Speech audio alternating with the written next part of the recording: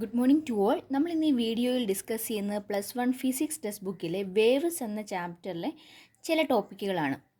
Wave എന്ന് പറഞ്ഞു കഴിഞ്ഞാൽ ഒരു പോയിന്റിൽ നിന്ന് മറ്റൊരു പോയിന്റിലേക്ക് എനർജി ട്രാൻസ്ഫർ ചെയ്യുന്നതിനെയാണ് നമ്മൾ വേവ് എന്ന് വിളിക്കുന്നത്. എനർജിയുടെ ട്രാൻസ്ഫർ ഉണ്ടാവുന്നു, എന്നാൽ യഥാർത്ഥത്തിൽ പാർട്ടിക്കിൾസ് മൂവ് ചെയ്യുന്നില്ല.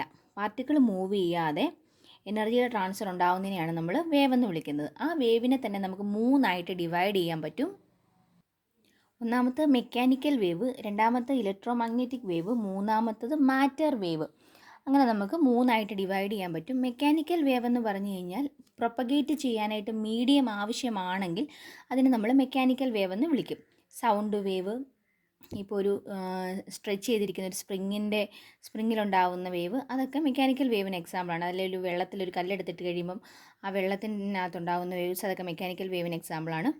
അതുപോലെ തന്നെ രണ്ടാമത്തെ ഇലക്ട്രോ മാഗ്നറ്റിക് വേവ് എന്ന് പറഞ്ഞു കഴിഞ്ഞാൽ അവിടെ മീഡിയം ആവശ്യമില്ല. ലൈറ്റ്, അൾട്രാ വയലറ്റ്, വിസിബിൾ, അതെല്ലാം ഇതിനുള്ള എക്സാമ്പിളാണ്. മൂന്നാമത്തേതെന്ന് പറയുന്ന മാറ്റർ വേവ്, അതായത് ചെറിയ ടൈനി പാർട്ടിക്കിളിനോട് അസോസിയേറ്റ് ചെയ്ത് നിൽക്കുന്ന വേവ്സിനെയാണ് മാറ്റർ വേവ് എന്ന് വിളിക്കുന്നത്. അത് നിങ്ങൾ +2 ഡീറ്റെയിൽ ആയിട്ട് പഠിക്കുന്നതാണ്. അപ്പോൾ ഇനി നമുക്ക് നോക്കേണ്ടത് ഈ മെക്കാനിക്കൽ വേവിനെ കുറിച്ചാണ് ഈ ചാപ്റ്ററിൽ പറയുന്നത്.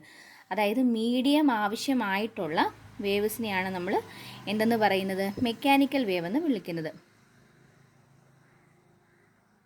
Medium is essential.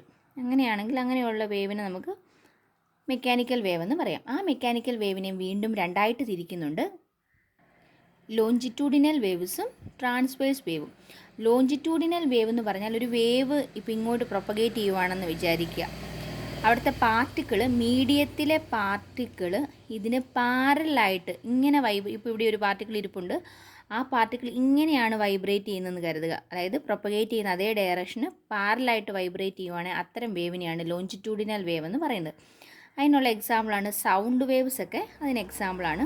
ഇപ്പോൾ ട്രാൻസ്വേഴ്സ് വേവ് ആണെങ്കിൽ വേവ് ഇങ്ങോട്ട് പ്രൊപ്പഗേറ്റ് ചെയ്യുന്നെങ്കിൽ നമ്മുടെ മീഡിയത്തിലെ പാർട്ടിക്കിൾ ഇതാണെന്ന് കരുതുക, അത് ആ പ്രൊപ്പഗേറ്റ് ചെയ്യുന്ന ഡയറക്ഷന് പെർപെൻഡിക്കുലർ ആയിട്ടായിരിക്കും വൈബ്രേറ്റ് ചെയ്യുന്നത്. അങ്ങനെയുള്ളതിനെയാണ് ട്രാൻസ്വേഴ്സ് വേവ് എന്ന് വിളിക്കുന്നത്. വാട്ടർ വേവ്സ് ഒക്കെ അതിന് എക്സാമ്പിളാണ്. വെള്ളത്തിനകത്തോട്ടൊരു കല്ലൊക്കെ ഇട്ട് കഴിയുമ്പം ഫോം ചെയ്യുന്ന വേവ്സ് അതിനുള്ളൊരു എക്സാമ്പിളായിട്ട് നമുക്ക് പറയാനായിട്ട് പറ്റും. ഇനി നമുക്ക് ഈ ലോഞ്ചിറ്റ്യൂഡിനൽ വേവിലേക്ക് തന്നെ തിരിച്ചു വരാം.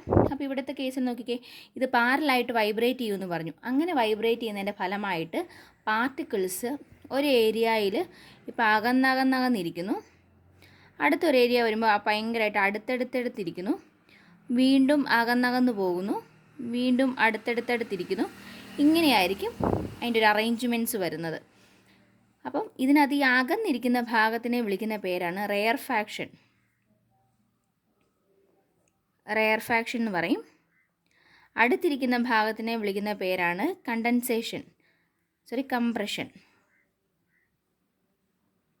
കംപ്രഷൻ എന്ന് പറയുന്നു. അപ്പോൾ ഇത് റെയർ ഫാക്ഷനും ഇത് കംപ്രഷനുമാണ്.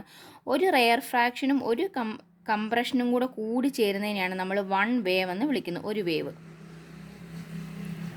അതുപോലെ തന്നെ ട്രാൻസ്വേഴ്സ് വേവിൻ്റെ കേസിൽ പെർപെൻഡിക്കുലറായിട്ട് മൂവ് ചെയ്യാമെന്ന് പറഞ്ഞു. അങ്ങനെയാണെങ്കിൽ വേവ് ട്രാവൽ ചെയ്യുന്ന ഈ ഒരു ഷേപ്പിലായിരിക്കും, ഇങ്ങനെ പോകുന്നു.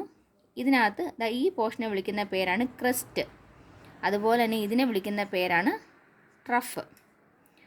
ഒരു ക്രസ്റ്റും ഒരു ട്രഫും കൂടെ ചേരുന്നതിനെയാണ് വൺ വേവ് എന്ന് വിളിക്കുന്നത്. അപ്പം ലോഞ്ചിറ്റ്യൂഡിനൽ വേവ് ആണെങ്കിൽ ഒരു കംപ്രഷനും ഒരു റെയർ ഫാക്ഷനും കൂടെ ചേരുമ്പോഴത്തേനും വൺ വേവ് എന്ന് പറയുന്നെങ്കിൽ, ട്രാൻസ്വേഴ്സ് വേവ് ആണെങ്കിൽ ഒരു ക്രസ്റ്റും ഒരു ട്രഫും കൂടെ ചേരുമ്പോഴായിരിക്കും വൺ വേവ് എന്ന് പറയുന്നത്. ഇതൊക്കെ നിങ്ങൾ ചെറിയ ക്ലാസ്സുകളിൽ പഠിച്ചിട്ടുള്ളതാണ്. നമുക്കിതിൻ്റെ ഇച്ചിരിയും കൂടെ ഡീറ്റെയിൽ ആയിട്ടുള്ള അഡ്വാൻസ്ഡ് ആയിട്ടുള്ള ഭാഗമാണ് നോക്കേണ്ടത്.